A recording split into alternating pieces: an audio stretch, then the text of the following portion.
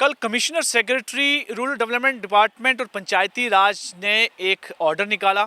इस ऑर्डर में उन्होंने ये डायरेक्शंस दी कंसर्न डिपार्टमेंट के जितने भी है ऑफिसर्स हैं कि जो भी 14 FC के तहत फंड्स हैं उन्हें फ्रीज़ कर दिया जाए और जो पैसे जितने भी पंचायत हल्काज में हैं, चाहे ब्लॉक में हैं या डिस्ट्रिक्ट पंचायत ऑफिस में हैं, उसे सरेंडर कर दिया जाए।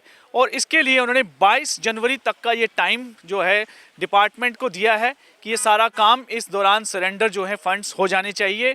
सिर्फ एक कुछ ये बात कही गई, जो ऑनगोइंग वर्क हैं उनके लिए जो है फंड्स वो मिल जाएंगे, लेकिन फर्दर जो है इसकी यूटिलाइजेशन पर उन्होंने रोक लगा दी है।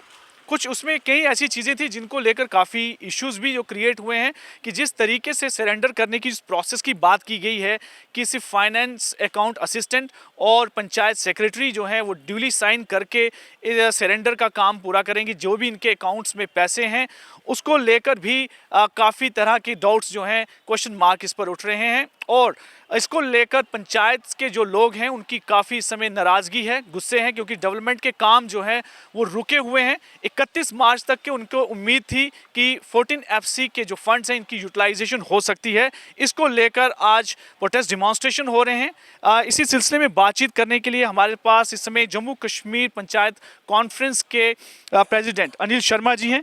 इनसे पूरी जानकारी लेते हैं कि ये पूरा मामला क्या है कि 14 FC के पैसे अचानक से एक ऑर्डर आया कि इन्हें सीज कर दिया जाए।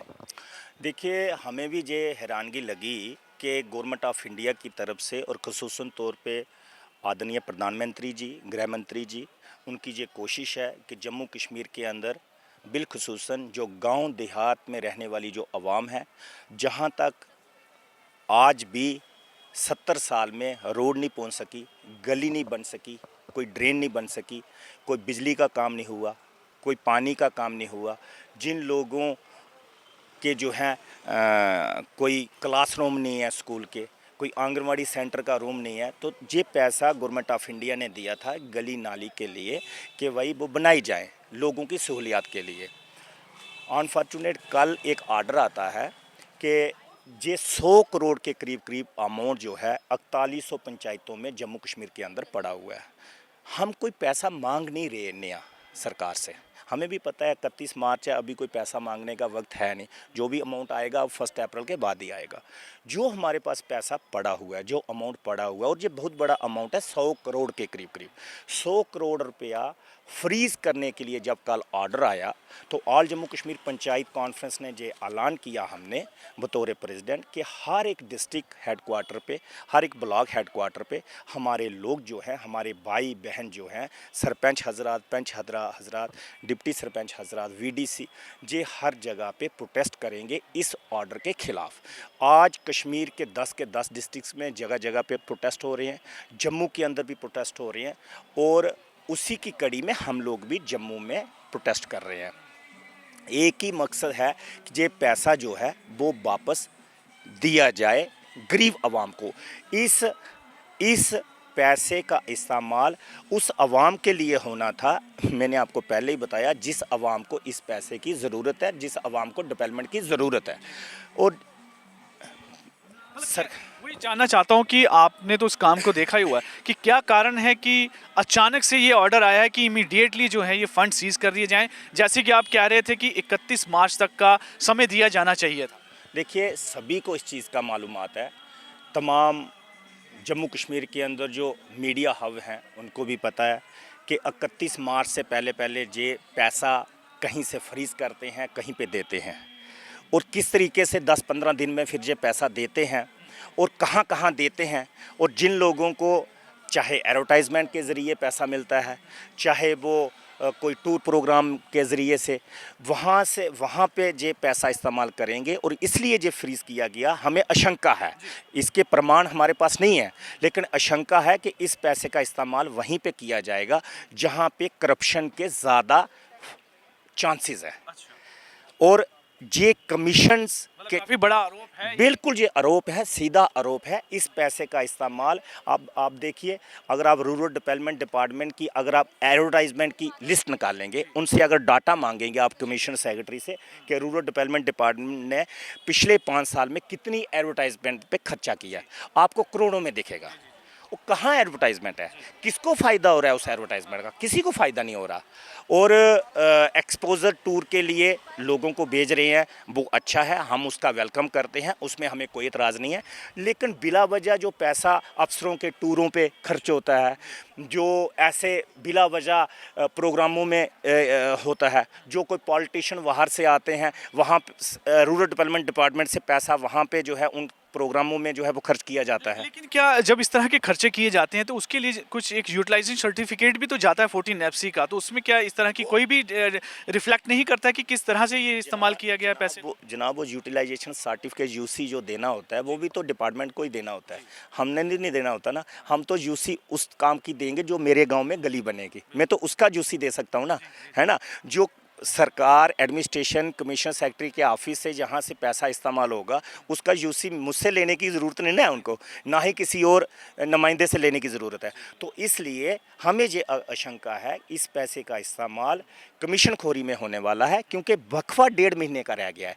31 मार्च के बाद ये पैसा वैसे ही लैप्स हो जाएगा, क्योंकि 14 एफसी खत्म है। बिल्कुल ख़त्म, 31 मार्च 2023 तक ख़त्म है। ये गवर्नमेंट ऑफ इंडिया की तरफ से सीधी क्लियर गाइडलाइन है। अब ये 2 महीने पहले फ्रीज कर रहे हैं तो इसका मतलब क्या हुआ?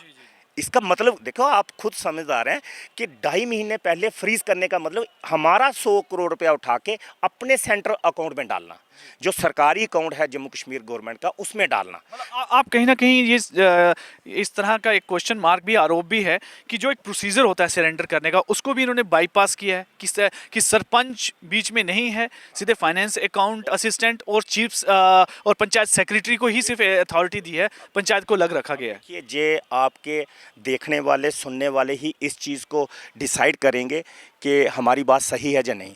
सपोज कीजिए मेरा और आपका जेके बैंक के अंदर जॉइंट अकाउंट है, जब कोई पैसा निकालना है या उस अकाउंट में से पैसा ट्रांसफ़र करना है किसी और पार्टी के नाम, तो मेरे और आपके दोनों के साइन होंगे, वहाँ पे जॉइंट अकाउंट होगा। वो जॉइंट अकाउंट वो है, दोनों के सिग्नेचर चाहिए, उसमें डोंगल बनी हुई है। एक बंदा डोंगल लगाएगा तो पैसा वापस नहीं होगा, पैसा ट्रांसफ़र नहीं होगा। दोनों की डोंगलें लगेंगी, दोनों के सिग्नेचर होंगे तो पैसा ट्रांसफ़र होगा। इस ऑर्डर में ये कहा गया है कि सरपंच को बाहर किया गया है, सरपंच और पंचायत सेक्रेटरी का अकाउंट है, डोंगल दोनों की है, सरपंच की डोंगल को ख़त्म किया गया है और सिर्फ पंचायत सेक्रेटरी और नया एक आदमी जोड़ दिया उसमें अकाउंट असिस्टेंट, और उन दोनों की जो है वो पैसा ट्रांसफ़र कर। अब ये मुझे नहीं समझ आता कि बैंक के लोग भी अगर आपके चैनल को सुन रहे होंगे कि ये क्या पॉसिबल हो सकता है? मतलब कहीं ना कहीं वहाँ पर भी एक तरह से वायलेशन होगी कि अगर जिनके नाम वहाँ पे हैं, जिनके थ्रू ये पैसा सरेंडर होना है, वो नहीं हो सकता है। बिल्कुल बिल्कुल, मतलब मुझे तो ये देखो, हो सकता है मैं बैंक के सारे वाइलाज को नहीं जानता हूँगा, लेकिन जितना मोटे तौर पे मैं जानता हूँ, अगर मेरे मदर फादर का भी अकाउंट होगा तो बैंक में जाके अगर आप पूछेंगे अकाउंट में कितने पैसे हैं तो बैंक वाले सीक्रेसी रखते हैं, नहीं सुनाते, कहते हैं हमारे रूल्स हैं।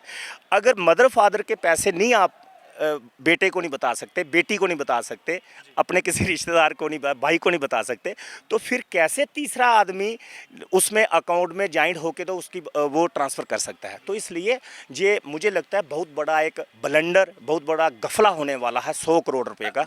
मैं आपसे जानना चाहूँगा कि 14 एफसी के तहत जिस तरीके से पैसे भी थे, जिसमें 3100 करोड़ रुपया यूटिलाइजेशन के लिए कहा गया था और एक परफॉर्मेंस के लिए भी उन्होंने रखा था, परफॉर्मेंस ग्रांट भी थी कोई 300 करोड़ कुछ की, कुल मिला के 3400 करोड़ रुपए की, कोई 3600 करोड़ रुपए की था। उसमें यूटिलाइजेशन अभी तक कितनी हो पाई है इस पूरे पंचायत को लेकर? देखिए, जो काम पंचायत के अंदर होता है उसका प्रॉपर यूटिलाइजेशन सर्टिफिकेट होता है, और इवन के पंच साहबान, सरपंच साहबान से भी लिया जाता है। जिनकी गली बनती है, उन गली में जो घर होते हैं जिनके लिए गली बनती है, उनसे भी लिखवा के लिया जाता है कि हमारी गली बन गई, फिर जाके सारा सिस्टम होता है। और इसका एक सोशल ऑडिट होता है हर एक पंचायत के अंदर, और सोशल ऑडिट की टीम हर एक पंचायत ने अपनी भी बनाई होती है।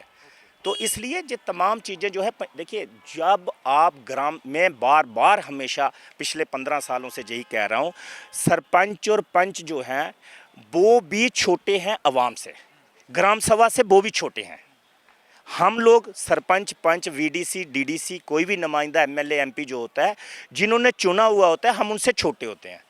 तो इसलिए ग्राम सभा की पावर जो है वो ज़्यादा है। मैंने हमेशा 15 सालों में, पिछले 15 सालों में यही जद्दोजहद की है कि ग्राम सभा को एम्पावर करो, मैं वही आपसे एक आखिरी प्रश्न ये पूछना चाहूँगा कि जिस तरीके से सरकार ये दावा करती है कि डिसेंट्रलाइज किया गया है पावर को और पंचायतों को स्ट्रेंथन किया गया है, क्या सही मायने में लग रहा है कि स्ट्रेंथन किया गया है? देखिए, अगर ऐसे इस तरह के जो ऑर्डर आए हैं। देखिए, गवर्नमेंट ऑफ इंडिया की तरफ से क्लियर है कि पावर्स को डिसेंट्रलाइज किया जाए, लेकिन जहाँ पे जो ऑफिसर साहबान हैं, चाहे आप पटवारी से लेके डिपकाम तक चले जाएं, चाहे आप पंचायत सेक्रेटरी से लेके कमिश्नर सेक्रेटरी तक चले जाएं, ये लोग अफसर जो है ना, ये नहीं चाहते कि पावर्स डिसेंट्रलाइज हो। इनको कुछ ना कुछ प्रॉब्लम्स होती हैं। इनको ये प्रॉब्लम्स होती है कि जो डीडीओ पावर्स वीडियो के पास थी, आज वो सरपंच के पास हैं। तो आज जो लोग वीडियो के दरवाजे पे जाके हाथ जोड़ते थे, आज नहीं जाता कोई। आज सरपंच साहबान को आवाज़ लगाते हैं, सरपंच साहब नमस्कार आदाब, ये मेरा काम है, सरपंच साहब फौरी उसका काम कर देते हैं। तो वो वीडियो साहबान या अफसर जो होते हैं, उनको कुछ तकलीफ़ होती है कि यार लोग अवाम हमारे दरवाजे पे 100 आदमी बैठा रहता था, हम ठाठ से बैठते थे, जिसको मर्जी करती थी बुलाते थे अंदर, जिसको मर्जी करती नहीं बुलाते थे। यही तो डेमोक्रेसी है, प्रजातंत्र यही है, तभी तो हिंदुस्तान का सबसे बड़ा प्रजातंत्र मुल्क है। तो इसलिए हमारी ये कोशिश है कि पावर्स और ज़्यादा डिसेंट्रलाइज हों, लेकिन धीरे धीरे होगा, ऐसा नहीं है, ज़रूर होगा। जी अभी बिगनिंग है, पहली मरतबा 3 टायर सिस्टम जम्मू कश्मीर के अंदर मुकम्मल हुआ है। अब आगे चलेगा और चलेगा, फिर धीरे धीरे ठीक हो जाएगा। जी सारे अफसर हम लोग सुधार देंगे, इनको छोड़ेंगे नहीं। जो जो अच्छे ऑफिसर हैं उनको हम सिर पे बैठाएंगे, जो ईमानदार अफसर हैं, काम करने वाले अफसर हैं, उनको हम अपने सिर पे उठाएंगे, अपने कंधों पे उठाएंगे। जो बेईमान अफसर हैं, जो शैतान अफसर हैं, उनको हम पैरों में रोलेंगे। ये अवाम जो है छोड़ेगी नहीं किसी को, ये अवाम सब जानती है। धन्यवाद। तो ये थे अनिल शर्मा जी। इनका साफ कहना है कि जिस तरीके की ये ऑर्डर आया है, ये ऑर्डर बिल्कुल भी अनवारंटेड है, क्योंकि 100 करोड़ रुपया जो पंचायतों के लिए अभी भी पड़ा हुआ है, उसको एकदम से फ्रीज कर देना, कहीं ना कहीं उन्होंने शक का दायरा जो है पूरे डिपार्टमेंट की तरफ दौड़ाया है कि अपनी पब्लिसिटी के लिए, अपने कई खर्चों के लिए उसका इस्तेमाल करने का इन्होंने आरोप लगाया है। और साथ ही कहा कि जो स्ट्रेंथन करने की बात की जा रही है पंचायतों को, उस और ज़्यादा से ज़्यादा उनको पावर और डिसेंट्रलाइज करने की बात की जा रही है। और इस तरह के ऑर्डर जो हैं ये साफ तौर पर ऐसी जो मुहिम है उसको धक्का पहुंचाते हैं। और इन्होंने उम्मीद की है सरकार से कि एक बार दोबारा जो है इस ऑर्डर की तरफ ध्यान दें, ताकि जिस तरीके से ये एकदम से ऑर्डर जो है अब्रप्ट ऑर्डर लाया गया है, उसको दोबारा से रिवोक करके 31 मार्च तक मौका दिया जाए इन फंड्स का इस्तेमाल करने का।